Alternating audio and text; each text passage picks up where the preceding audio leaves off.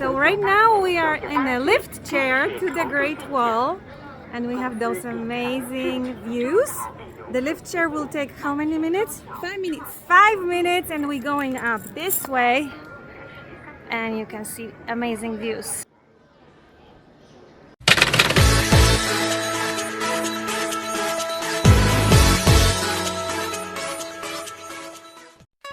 It has always been my dream to see the Great Wall of China, one of the 7 wonders of the world. And today, that dream is coming true. I am going to visit the section near Beijing, and we left at 7 a.m. in the morning in order to avoid huge crowds.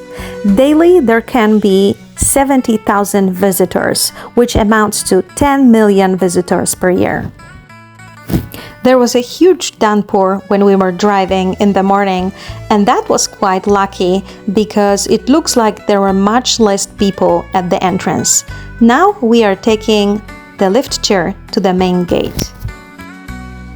Funny fact, the rain has just stopped as we were about to take the lift chair.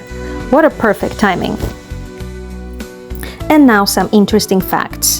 The earliest accounts of building the walls date back to 7th century before Christ. These were not continuous unified structures, but rather separate fortifications built by various warring states to protect their territories.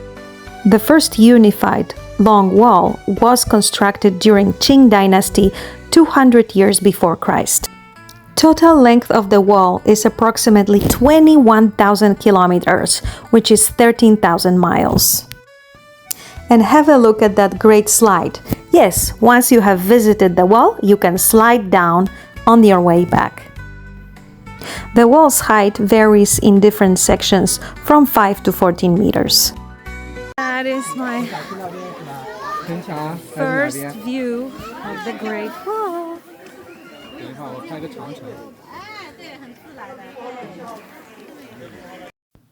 In some sections, the wall is wide enough for a car to drive on it.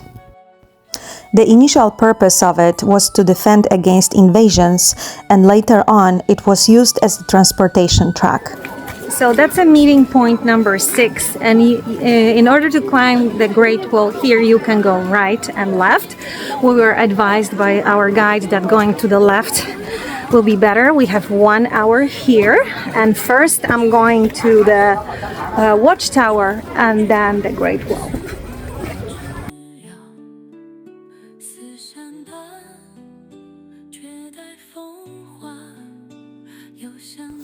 And what were they transporting on this 2,600 years old structure? Mainly food, weapons, horses, to support troops stationed along the border. Also, the wall acted as an elevated highway, allowing for the rapid movement of troops to reinforce areas under attack.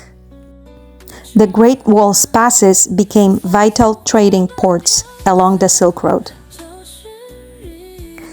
Goods exchanged included silk, ceramics, tea, spices, carpets, jewelry, gold, and silver.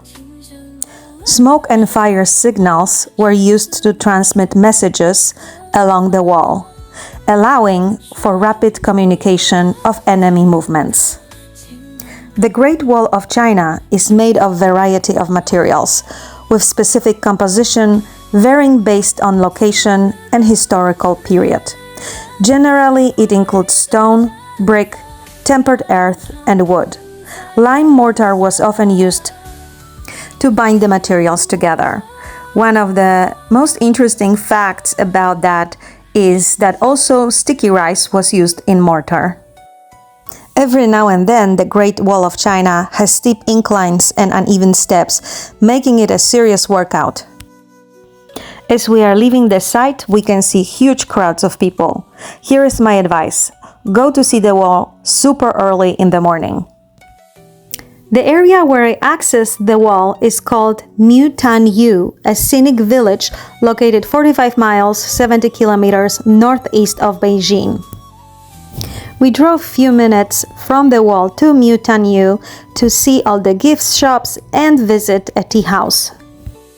We are going to have a guided tea ceremony sampling several Chinese tea and learning about their origins, brewing techniques, flavor profiles, and health benefits. So later we will try several very famous popular teas here. And as we know, China is a hometown of tea. So we can find more than 3,000 different teas in China. And the tea tasting, we have two small cups. So later I show you how to use the two cups.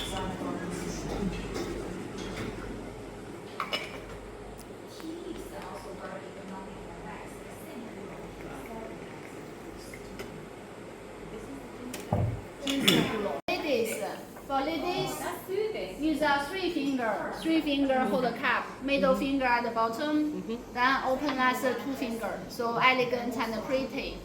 We are by the, is it Eastern Gate? Eastern Palace Gate. Eastern Palace Gate of the Summer Palace.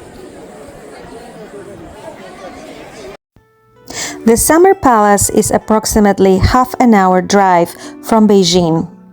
It is called Yiheian, meaning Garden of Harmonious Pleasures, and it was built in 1750 during the Qing dynasty. It was designed as a luxurious seasonal retreat for emperors to escape the intense summer heat of the Forbidden City. In 1860, during Second Opium War, it was burned down. In 1886, it was rebuilt by the powerful Emperor's Dowager Cixi, called also the Dragon Lady. She used navy funds to restore the palace instead of modernizing China's naval fleet. It remained an imperial retreat until the fall of the Qing dynasty in 1911. After that, it was no longer used by the emperors and eventually opened to the public. Today, the Summer Palace is more than just a tourist site. Unlike the Forbidden City, which is more of a museum, locals treat Yiheian like a community park. You will see here retirees doing Tai Chi by the lake, families picnicking, or young couples taking boat rides. But let me tell you a little bit more about the Empress Dowager Cixi, called the Dragon Lady. She was the most powerful woman in Chinese history.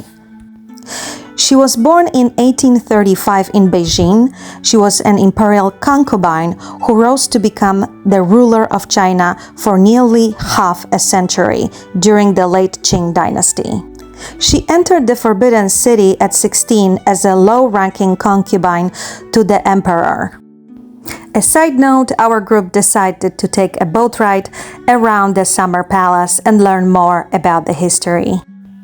On the way back, we saw the bird's nest, known as Beijing National Stadium. It is an iconic architectural landmark built for 2008 Summer Olympics. And now let me take you for the hotel room tour. I stayed at Park Plaza Beijing. The rooms at the hotel are modern, thoughtfully designed for comfort and relaxation. With clean, contemporary aesthetics, each room features plush bedding, soft lighting, elegant wooden furnishings, and large windows that bring natural light and views of the city. The hotel is just steps away from Vanfujing Street, Beijing's top pedestrian shopping zone filled with malls, food courts, and street snacks. It is also within an easy reach of the Forbidden City and Tiananmen Square. It has 216 rooms, 2 restaurants, and first lounge bar. Serving snacks and cocktails, plus 24-hour gym, room service, dry cleaning, luggage storage, and meeting rooms with AV support. And this is a robot delivering food directly to your hotel room door. Directly neighboring is the luxury Regent Beijing, often used as reference point for taxis. It is immediately behind the Park Plaza, sharing park views and the same vibrant scenery. Right down the entryway, you can see ATM where you can conveniently exchange cash.